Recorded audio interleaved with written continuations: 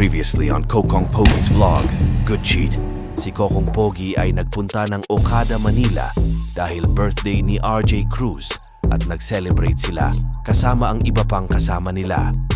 Pagkatapos naman ay si Kokong Pogi ay umuwi na dahil kinabukasan siya ay pupunta pang Pangasinan at doon niya itutuloy ang pagba-vlog.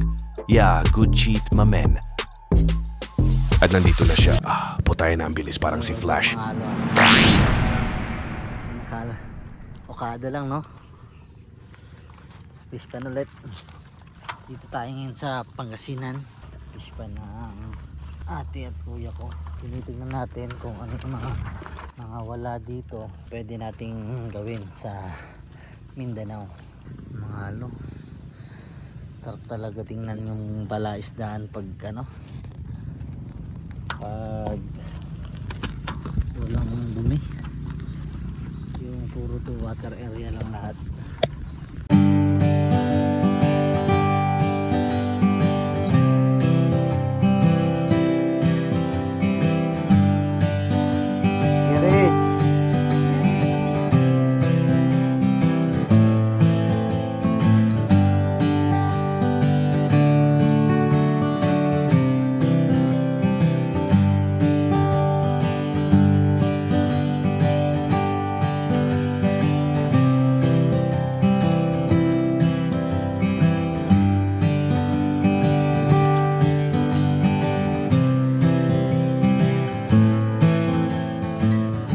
Tayo dun, no?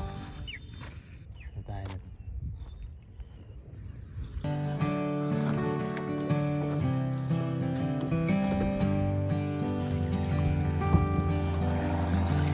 Mga pala si Dodong, kapitbahay natin sa boundary, mga alo. Ayan, no? Mga taga boundary dyan, say hi. Ano po ito? Ito palang nylon na to ay para sa para sa mga ibon na tawag dito. Basta pag nagpapakain sila ng feeds na pagkain sa mga isda, nakikisali rin yung ibon, kaya nilagyan ng mga gantong nylon, mga alo. Hindi makita eh. Ayan. Ayan o. Lagyan ng mga nylon para hindi hindi makadive yung mga ibon. Pagkalipas ng ilang oras, sila Kokong Pogi ay nagtungo sa isang pinakasikat na restaurant sa Pangasinan na kung tawagin ay si Mang Piping, the one and only thing, Tiniling.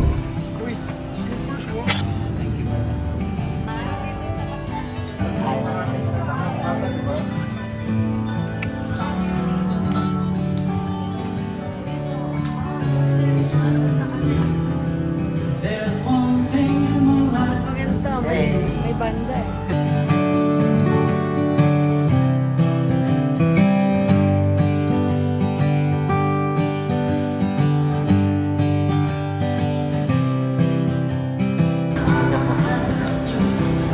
Tayo sa pagpupunta, mga alo.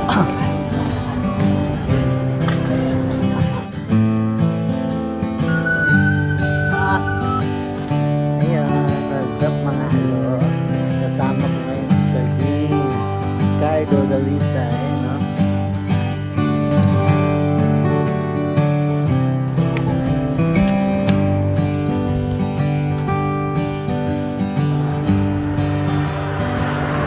Ayan ni Mang Piping. Mamaya pakita natin yung food, mga alo. Kasi maganda dito. Maganda ng ambience, diba? Si Carding tingin ng tingin kasi naninibago siya sa mga diba? Parehas kami ni Carding na first time dito, mga ayan. Kaya yung mata namin di may iwasan na patingin-tingin. Dahil nagagandahan kami, no? Na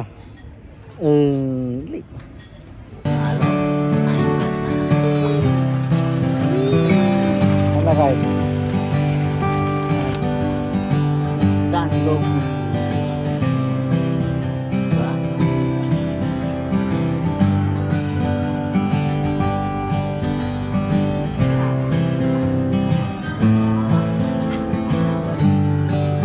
ng mga Alu Good Cheats. Habang kumakain sila, kwentuhan ko kayo tungkol kay Mang Peping.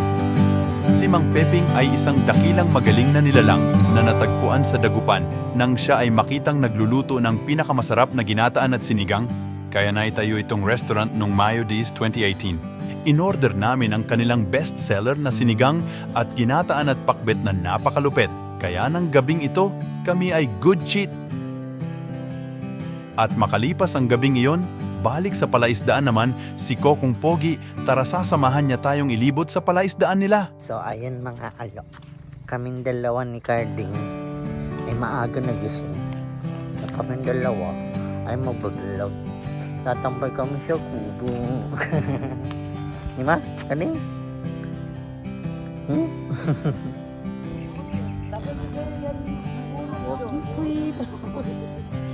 Walking trip with Dada Lisay. Ayan o. Pero mag-diet na sa dako. Ikaw ako ng kain. Ako, dako ko nag-ibawas na ganyan. Ayan si Kuya Rich. Ayan si Kuya Rich. Papabuhat na pa sa akin si Kuya Rich eh.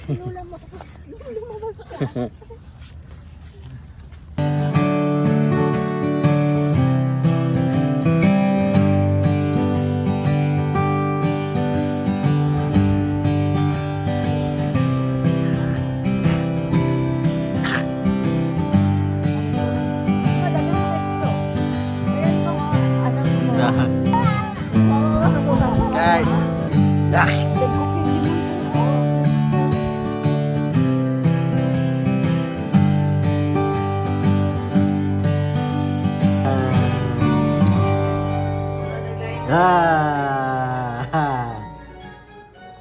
So yun, what's up mga alo, ano?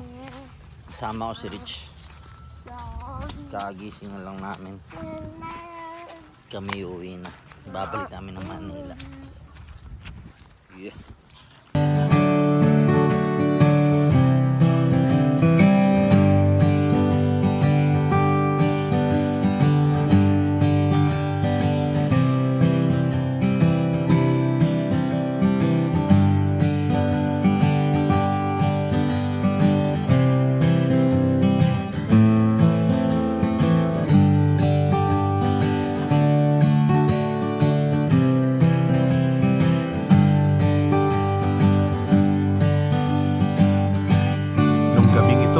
Nakarating sila ng Manila ng 8:30 ng gabi.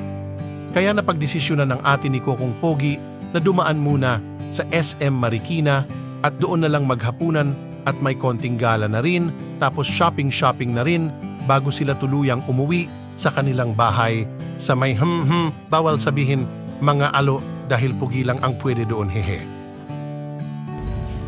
Ayos ah. Tas papa ah. Galing.